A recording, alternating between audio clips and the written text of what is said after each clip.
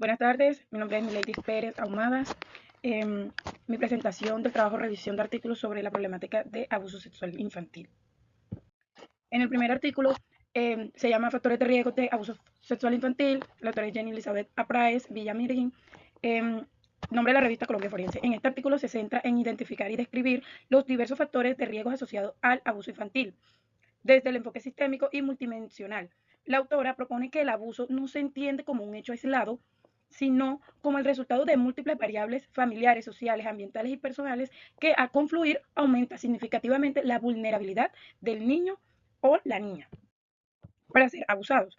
Ideas secundarias, estructurales, familiares disfuncionales, como las familias multiparentales, monoparentales o con figuras paternas no biológicas eleva significativamente la probabilidad que ocurra un abuso infantil. Dinámicas de poder patriarcal, cuando hay pobreza, dependencia económica, pobreza emocional dentro de la familia, favorece el entorno de silencio, manipulación y justificación del abuso sexual. Entornos ambientales y sociales precarios, como el hacinamiento, la falta de privacidad o el aislamiento familiar, son escenarios propensos a la ocurrencia del abuso sexual y con dificultad de una detención. En resumen, este artículo presenta una revisión en literatura académica sobre el abuso infantil, enfocado en factores de riesgo que aumentan su probabilidad. Tras definir el concepto de múltiples autores y organismos, se identifica que el abuso sexual en la infancia no es producto única causa, sino de una red de variables internacionales donde aumenta la probabilidad de que ocurra el abuso sexual. En conclusión, este artículo presenta un aporte esencial para quienes trabajan en la protección de la niñez, al sistematizar y clarificar los factores de riesgo que rodean el abuso sexual infantil. Su enfoque integral invita a los profesionales de la salud, la educación y la psicología, el trabajo social, que comprende el problema más allá de un evento puntual, sino en la prevención de manera anticipada y estructural. En el segundo artículo, intervención psicológica del abuso sexual infantil en niños, revisión sistemática. Autora Diana Carolina Molina Machado, Elvira Asunción Jaime, Oscar Iván Gutiérrez Carvajal, de la revista Iberoamericana de Psicología.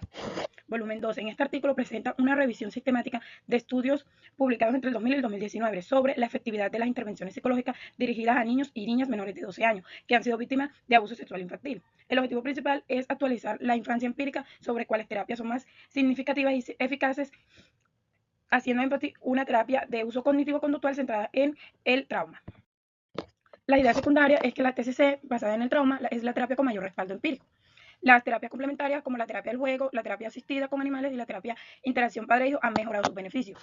Se evidencia un vacío en la implementación de terapias de tercera generación en la infancia, a pesar de su efectividad comprobada en adultos víctimas de abuso sexual infantil, lo que sugiere que el campo está pendiente de investigar.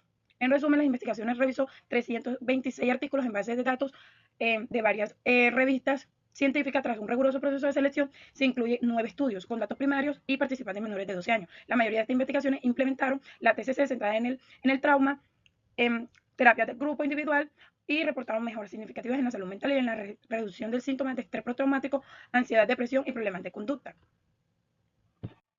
En conclusión, este artículo es fundamental para los profesionales de psicología clínica, el trabajo social y la política pública para que ofrezcan una síntesis actualizada y bien estructurada para las terapias de psicología más eficaces para la intervención del abuso sexual infantil. En el tercer artículo, desarrollo normativo y de política pública contra el abuso sexual infantil. Autores Adelaida María Ibarra, Ricardo Omar, Yolanda Cecilia Preciado Gómez. Revista Pensamiento Americano, volumen 13. En este artículo analizan desde la perspectiva jurídica y política del desarrollo normativo en Colombia frente al abuso sexual infantil, así como políticas públicas implementadas por el Estado para prevenir, sancionar y entender este delito. La mayoría de las medidas contra el abuso sexual infantil son de carácter penal y reparador, dejando en segundo plano las acciones educativas preventivas que deben reducir su incidencia. Los datos estadísticos del Instituto Nacional de Medicina Legal muestran el 85% que las víctimas de menores de edad, siendo la mayoría niñas, lo que pone en evidencia que la dimensión estructural del problema.